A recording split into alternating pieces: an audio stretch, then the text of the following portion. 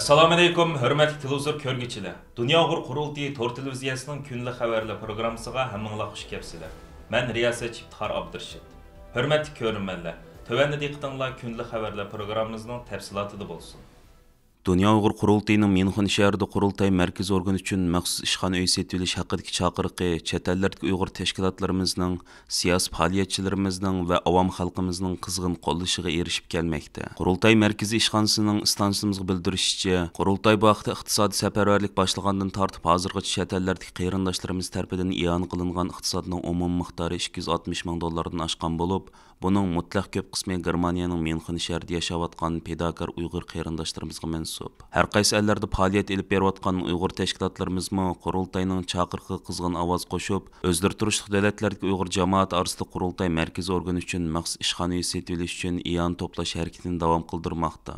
Dünya Uyghur Qurultayı 12 mart günü Germaniyaning Münxen şəhərində yaşayotgan bir qism Sharq Türkistonlik qarindaşlarımızны әтигәнлек naş söhbetiga taklif qilib, Dünya Uyghur Qurultayı qurulğanlığının 20 yıllığı soğuk sübütüdü Dünya Uyghur Qurultayı mərkəzi orqanı üçün Münxen şəhərində məxsus işxana setilish haqqında e'lon to'plash səfərbərligi başlagan. 13 mart günü Dünya Uyghur Qurultayının rəisi Dolqun Aysa əpəndim bu vaqtda muhaciratdagi qarindaşlarımızga xitaban videoluq müraciətnamə e'lon qilib, chet ellərdəki qarindaşlarımızны Sharq Türkiston xalqının xalqaradagi vakillik orqanı hesablanğan Dünya Uyghur Qurultayı üçün Münxen şəhərində işxana setilish qurilishiga iqtisadi jihatdan yordam berishga chaqirgan. Shundaqla Dolqun Aysa əpəndim 16 mart günü yana hər qaysı ellərdə fəaliyyət elib beriyotgan qarindaş təşkilatlarımızga ayrım-ayrım halda müraciətnamə yollab, ularni Dünya Uyghur Qurultayının Münxen şəhərində qurultay mərkəzi orqanı üçün məxsus işxana setilish programmasiga iqtisadi jihatdan yordam berishga chaqirgan edi. Dünya Uyghur Qurultayı qurulğan 2004 yildan buyon qurultayning mərkəzgi rəhbər və xizmətçi xadimləri Münxen şəhərində ijaraga elingan kichik və tar ishxanalarda xizmat qilib kelməkdə və bu jarayon 250 ming yevrodan ortiq ijara to'lagan edi. Sharq Türkiston xalqining xalqaradagi vakillik orqani hisoblangan Dünya Uyghur Qurultayının taki hozirga qadar o'ziga oid bir shaxsiy ishxonasining bo'lmasligi chet ellardagi Uyghur təşkilatlarımızı və siyasi fəaliyyətçilərimizni bearam qilib kelgan nuqtalarning biri idi. Əgər bunun üçün yardım berishni arzu qilgan təşkilatlarımız və qarindaşlarımız bolsa, qurultay mərkəzi işxanası bilan bevosita aloqalashsa bo'ladi. Aloqalashquchilar Turg'unjon Alovdin Hajim. Aloqalash nomeri 0049 176 10 38 27 64. Abdujilla Ahmad Qarajim. Aloqalash nomeri 0049 176 28 58 01 60. Dünya Uyghur Qurultayı İcraiya Komitetining raisi və Uyghur Kişilik Hüquq Quruluşunun direktori Ömer Qanat, Gollandiyadagi lager şahidimiz Qalbinur Sidiq və Fransiyadagi lager şahidimiz Gülbahar Xativachilardan tərkib topgan heyət Amerikaning Kaliforniya shtatida bir qator muhim uchrashuvlarda bo'ldi. Amerika Uyghur Kişilik Hüquq Quruluşunun təklifiga asasən Amerikaning hər qaysı sohalarga o'zlarining lagerdagi kechirmishlari haqida guvohlik berish uchun 21 mart Amerikaga yetib kelgan lager şahidimiz Qalbinur Sidiq və Gülbahar Xativachilar 23 mart günü Amerika Dövlət Məclisi Xitay İşləri Komitetining o'rinlashtirishi bilan o'tkazilgan guvohlik yig'inida 25 nafar Dövlət Məclisi a'zosining huzurida o'zlarining lagerda beshidan kechirgan ichinishli tragediyalari, shundaqla lagerda bevosita ko'rgan va anglaganlar haqida guvohlik bergan.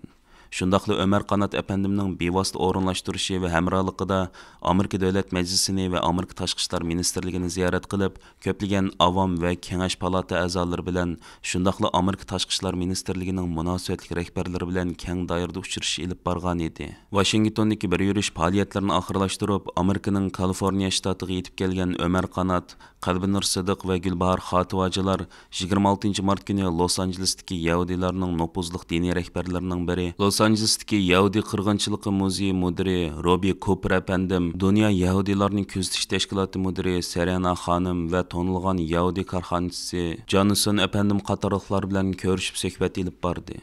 Söhbət jarayonida lager şahidlarimizdan Qalbinur Sidiq və Gülbahar Xativachilar o'zlarining kechirmishlariga birlashtirib, jazo lagerlarida Uyg'urlar duch kelayotgan dahshatli zulm va qiyin qistoqlar haqida tafsiliy ma'lumot berdi.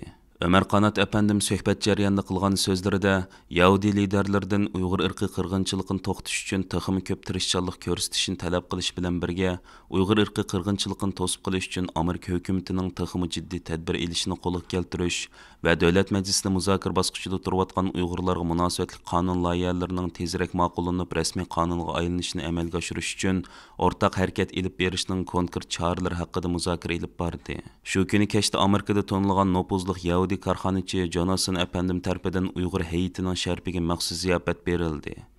Ziyofatga Los Anjelesdagi Yahudi tashkilot rahbarlari, jurnalistlar va Yahudi jamoat arboblari qatnashdi. Ömer Qanat, Qalbinur Sidiq va Gulbahor Xotivojilardan tarkib topgan hay'at 27 mart kuni Kaliforniya shtati parlamentida ko'plagan parlament a'zolari bilan ko'rish ilib bordi. Ve körüşte yerlik parlament a'zolaridan parlament a'zosi Gabriel Efendim tarafidan parlamentda tonuşturulgan Uyg'ur irqi qirg'inchiligini ayıplash va dunyodagi atoqli kiyim-kechak markalarini Uyg'ur majburiy amki bilan bulg'angan mahsulotlar bilan munosabatni uzish uchun tadbir ilishga chaqirgan qaror loyihasining parlament tarafidan tezroq ma'qullanishini talab qilishdi. Cesur lager şahitlerimizning Amerikadagi faoliyatlari 5 aprelgacha davom qiladi. Yangi Zelandiyaning yerlik millatdan bo'lgan tashqi ishlar ministri Nanaya Mahota 3-oyning 25 kuni Xitoyni ziyorat qilganda e'lon qilgan bayonotida Yangi Zelandiyaning Uyg'urlarning kishilik huquq masalasiga nihoyat ko'ngil bildiganligini bildirgan. Reuters agentligining xabar qilishicha, Nanaya Mahota 3-oyning 25 kuni Xitoyda 3 kunlik ziyoratini oxirlashtirgan. Bu Yangi Zelandiya hukumat amaldorlarining 2019-yildan buyon Xitoy qilgan tunji ziyorati hisoblanadi ekan. Nanaya Mahota bu ziyoratda Xitoyning tashqi ishlarga mas'ul davlat ishlari komissari Wang Yi bilan ko'rishib, Xitoyning Janubiy dengiz va Tayvan bo'g'izidagi harbiy harakatidan andish qilganligi, Rossiyaning Ukrainaga qilgan hujumni ayblaydiganligini bildirgan. U bayonotida yana mundaq degan: Yangi Zelandiya Xinjiangdagi kishilik huquq ahvoliga, Hong Kongliklarning demokratiyasi va erkinligining buzg'unchiligiga uchrashiga alohida diqqat qiladi degan. Xalqaro matbuotlar Ramazonlik programmalarda Uyg'urlarning haroq ichishga, cho'shqa go'sht yeyishga majburlanganligini ta'kidlashmoqda. Ramazon kirgandan buyon bir qism matbuotlar irqiy qirg'inchilik va insoniyat qarshi jinoyatning qurboniga aylangan Uyg'urlarning Ramazondagi vaziyatiga qiziqqan. Hindistonda xabarlar tarqatilgan Opindia nomli to'r betida e'lon qilingan Xitoy Uyg'ur musulmonlarining Ramazon mezgilida ro'za tutishini cheklaydi, nazorat sistemasini yo'l qo'ydi nomli xabarida Indoneziyaning Liputan 6 nomli televiziya kanali e'lon qilgan Xitoydagi musulmonlarning ro'za tutishiga ruxsat qilinmaydi nomli xabarda va boshqa axborot vositalarining Ramazonlik programmalarida Uyg'urlarning diniy e'tiqodining dafsanchiliklarga uchrash ahvollari bayon qilingan. Xabarlarda o'ttirib qo'yilishicha, milliondan ortiq aholisi jazo lagerlariga qamalgan Uyg'urlarning bu yilgi Ramazon mezgilidami ro'za tutishi cheklangan. Maktablar farzandlar ota-onasini nazorat qilish faoliyatini yo'l qo'yib, o'quvchilarga ota-onasining ro'za tutgan tutmaganligini isbotlaydigan jadvallarni to'ldirishga buyurgan. Mahalla amonlik kuchlari uylarni nazorat qilib, zo'liq mezgilda chiroq yiqilgan uylarni tizimga ilish vazifasini o'tashga boshlagan. Xitoy Uyg'ur musulmonlarining Ramazon mezgilida ro'za tutishini cheklaydi. Nazorat sistemasini yo'l qo'ydi nomli xabarda mundaq bayon qiladi. Xitoy yana Millatlar Ittifoqligi siyosati orqali musulmonlar jamoatini nishonga oladi. Hökumət dairələri bu fəaliyyətdə Uyğur musulmanları ahalisini haraq ichish və çoşq go'sht yeyishga majburlab, musulmon bo'lmaganlarning an'anasiga ergishishga qistaydi. Xabarda Dunyo Uyg'ur qurultayining bayonotchisi Dilshod Reshidning Xitoy doiralarining Ramazon mezgilida Sharq Turkistondagi 1811 kentda 24 soatlik nazorat sistemasini barpo qilganligini ta'kidlaganligi bayon qilingan bo'lib, bu munosabat bilan 27 mart Dilshod Reshid apandim Erkin Osiyo radiosi qilgan so'zida bir qism xalqaro matbuotlarning Uyg'urlarning Ramazondagi vaziyatiga qiziqqanligini va bu haqda o'zidan ma'lumotlar so'rab ko'plab xabarlar tarqatganligini tilga oldi. Xitoydagi musulmonlarning ro'za tutishiga ruxsat qilinmaydi nomli xabarda Uyg'ur ulamolaridan Dunyo Uyg'ur qurultayi ijroiya komitetining muavin raisi Turg'unjon Alovuddin apandining Xitoy hokimiyati madaniyatlarga hurmat qilmaydi va insonlarning diniy erkinligiga yo'l qo'ymaydi. Xitoylar Uyg'urlarning e'tiqodiga va go'zal an'analarga dushmanlik qilmoqda. Uyg'urlarning milliy va diniy bayramlarini cheklamoqda. Irqiy qirg'inchilik orqali bu millatni yo'qotishga urinmoqda degan iboralarga o'rin bergan edi.